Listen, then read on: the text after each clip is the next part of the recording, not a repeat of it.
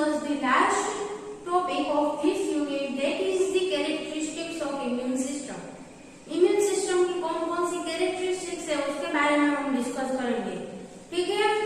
सो सबसे पहले क्या है, there are the two major kind of the defence. Immune system में दो मेजर डिफेंस सिस्टम है, ठीक है। डिफेंस के लिए दो मेजर और टाइप की डिफेंस सिस्टम है। First is the innate immunity और we can say that innate immune system, ठीक है।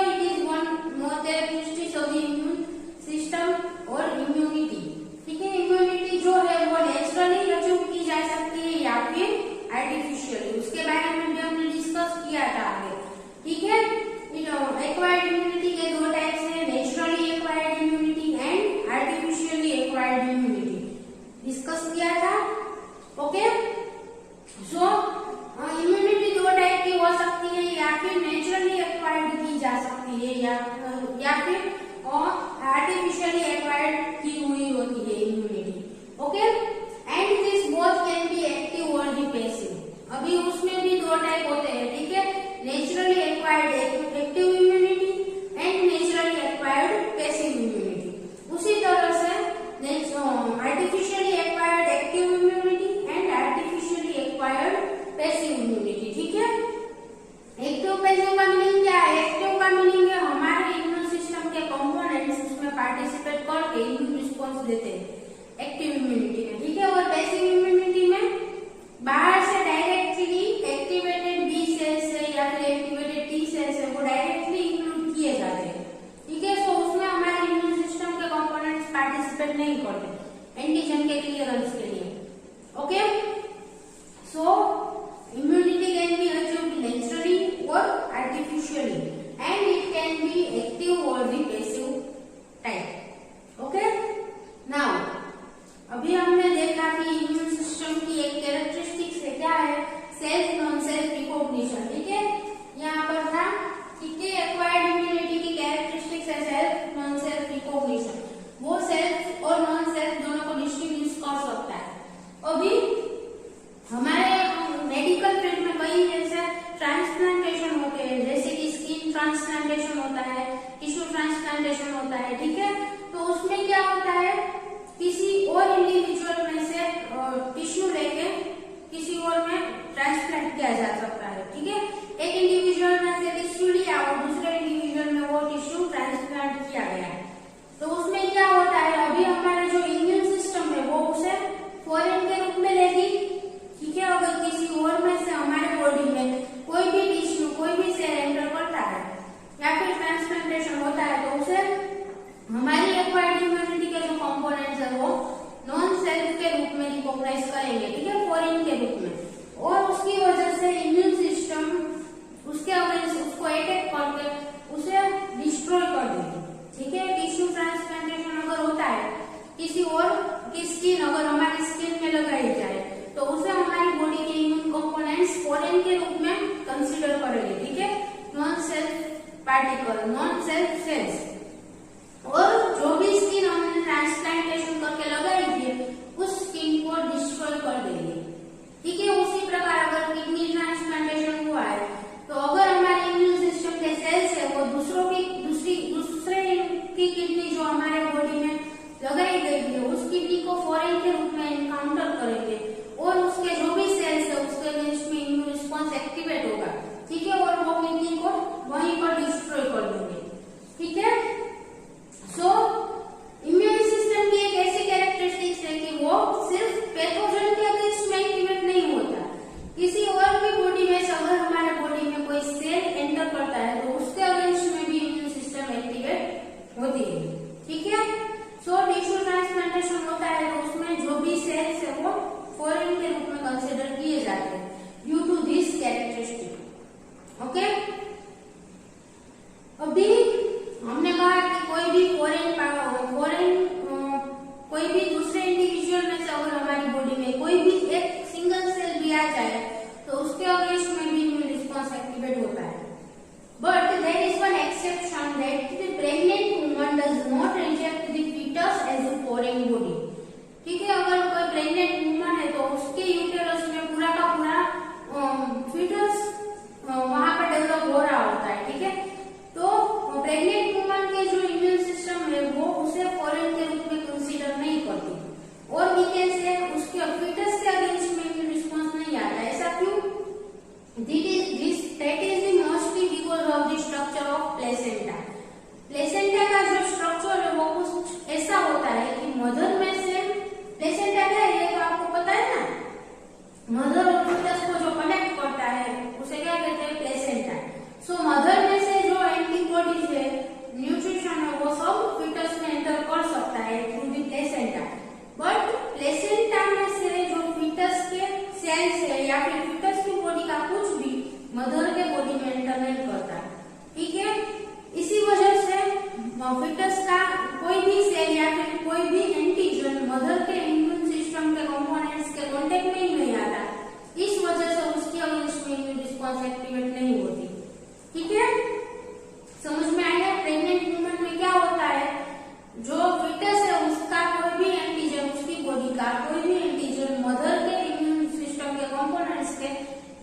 कांटेक्ट में ही नहीं आता, ठीक है, इसी वजह से उसमें इम्यून रिस्पॉन्स एक्टिवेट नहीं होता फीटस के against. Okay, so this was all the characteristics of the immune system. Basic characteristic immune system की क्या है उसके बारे में अभी हमने डिस्कस किया। ये सब हमने आगे जो एक्वायर्ड इम्यूनिटी है, इनेट इम्यूनिटी, सब में डिस्कस कर ही लिया था, ठीक है। So these are all the characteristics of the immune system. Now here we are completing the unit 1, that is the immunity and the immune system. एक बार हम सारे के सारे जो भी टॉपिक के बारे में हमने डिस्कस किया है उसको एक बार रिवाइज कर लेते हैं, ठीक है, सो आपको कोई कंफ्यूजन ना रहे। सबसे पहले हमने इम्यूनिटी के टाइप्स के बारे में डिस्कस किया था, ठीक है। There are major 2 type of the immunity, innate immunity and adaptive immunity, ठीक है। इनेट इम्यूनिटी का दूसरा नाम है नेचुरल इम्यूनिटी, क्योंकि वो हमारे बर्थ से ही हमारे बॉडी में प्रेजेंट होती है, ठीक है। फिर इनेट इम्यूनिटी में कोई टाइप्स नहीं थे, उसमें सारे के सारे बैरियर्स इंक्लूडेड थे। कौन कौन से बैरियर्स थे? Anatomical barrier, physiological barrier, phagocytic barriers and inflammatory barriers, ठीक है। ये सभी बैरियर्स इंक्लूडेड थे इनेट इम्यूनिटी के कंपोनेंट्स के रूप में, ठीक है। The second type of the immunity is the acquired immunity. Acquired immunity का दूसरा नाम है adaptive immunity. Okay, so acquired immunity के मेनली 2 टाइप है। किस प्रकार वो एक्वायर होती है, ठीक है, वो हमारे लाइफ टाइम में, लाइफ स्पान में एक्वायर होती है, इसलिए उसे एक्वायर्ड इम्यूनिटी कहा जाता है। सो वो किस प्रकार से एक्वायर होती है उसके बेसिस पर उसके 2 टाइप है, active immunity and the passive immunity, ठीक है। एक्टिव इम्यूनिटी का मीनिंग क्या है? Activation of immune system. हमारे बॉडी के जो इम्यून सिस्टम के कंपोनेंट्स है वो सब एक्टिवेट होकर जो इम्यून रिस्पॉन्स देते हैं या फिर जो इम्यूनिटी देते हैं उसे एक्टिव इम्यूनिटी कहते हैं, ठीक है। एंड पैसिव इम्यूनिटी में क्या होता है? Direct supply of products of the immune response. किसी और की बॉडी में से डायरेक्टली जो इम्यून रिस्पॉन्स की प्रोडक्ट्स है, like antibody, activated T cells, ठीक है, उन सबको डायरेक्टली सप्लाई किया जाता है पैसिव इम्यूनिटी, ठीक है। और इसमें हमारी बॉडी के कंपोनेंट्स पार्टिसिपेट नहीं करते, इम्यून सिस्टम का कंपोनेंट्स पार्टिसिपेट नहीं करते, इसीलिए उसे पैसिव इम्यूनिटी कहा गया है, ठीक है। सो एक्वायर्ड इम्यूनिटी के भी 2 टाइप है, active and the passive immunity. Okay, now this active immunity and passive immunity both are of the 2 type, natural active immunity and artificial active immunity, ठीक है। पैसिव में भी 2 टाइप है, natural passive immunity and artificial passive immunity, ठीक है। सो ये किस प्रकार इम्यूनिटी एक्वायर होती है उसके बेसिस पर ये सारे के सारे टाइप्स है, ठीक है। एक्टिवली हमारे इम्यून सिस्टम के कंपोनेंट पार्टिसिपेट करते हैं, उसकी वजह से इम्यूनिटी एक्वायर्ड होती है। Now naturally and artificially. First natural का मीनिंग क्या है? एक्सपोजर ऑफ पैथोजन, ठीक है। अगर कोई नेचुरल पैथोजन का एक्सपोजर हुआ है तो उसकी वजह से इम्यूनिटी एक्टिव होती है, ठीक है। So it is called as the naturally acquired active immunity. Okay, then artificial, जो आर्टिफिशियली सप्लाई किया जाता है, फॉर एग्जाम्पल वैक्सीनेशन और आर्टिफिशियल इम्यूनाइजेशन, ठीक है। उसमें क्या होता है? आर्टिफिशियली इंटेंशनली जो भी पैथोजन है उसे बॉडी में एनकाउंटर किया, बॉडी में इंजेक्ट किया जाता है आर्टिफिशियली, ठीक है। So it is called as the artificially acquired active immunity. Okay, so this are the types. Then passive immunity में भी 2 टाइप है, natural and artificial. Okay, natural passive immunity का एग्जांपल क्या था? Transfer of antibody from mother to foetus. Mother में से foetus में naturally antibody का ट्रांसफर होता है, सो उसे क्या कहते हैं? Naturally acquired passive immunity. Okay, and the artificial immunity का एग्जांपल है artificial transfer of antibody from one individual to the another. कोई भी एक पर्सन में से एंटीबॉडी लेकर दूसरे पर्सन में अगर इंजेक्ट किए जाते हैं, ट्रांसफर होता है एंटीबॉडी का, तो उसे क्या कहते हैं? आर्टिफिशियल, ठीक है। आर्टिफिशियली ट्रांसफर होता है, जो artificially acquired passive immunity. Okay, clear this much? These are the types on the basis of how the adaptive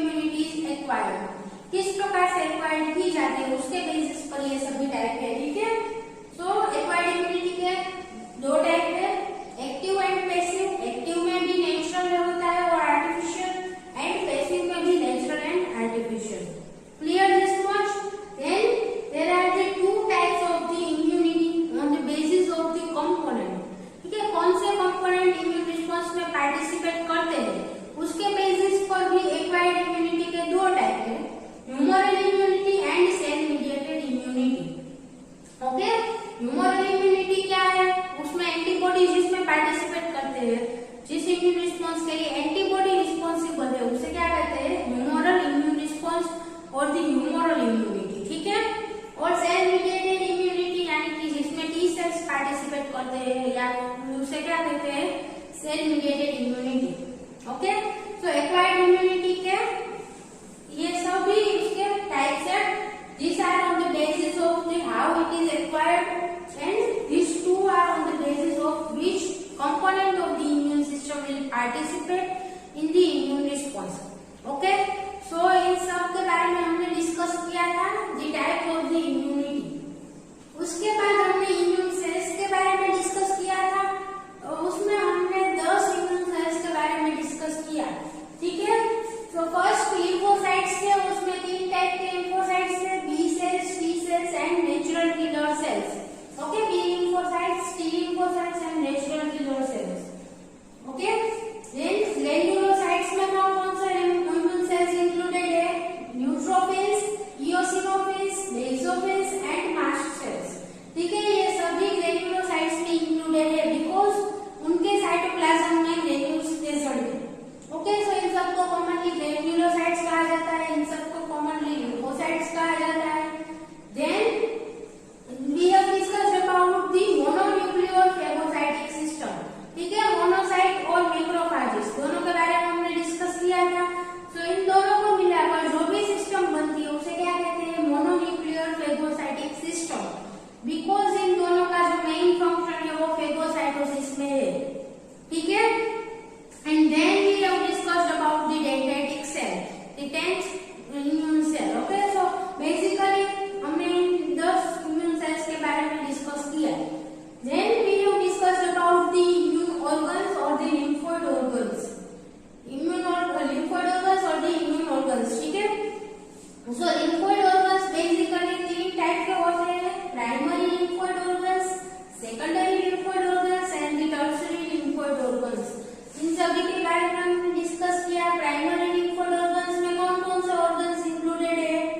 bone marrow and thymus, दोनों के बारे में हमने डिस्कस किया था. ठीक है, then secondary lymphoid organs include the lymph node, spleen and MALT, the mucosa associated lymphoid tissue.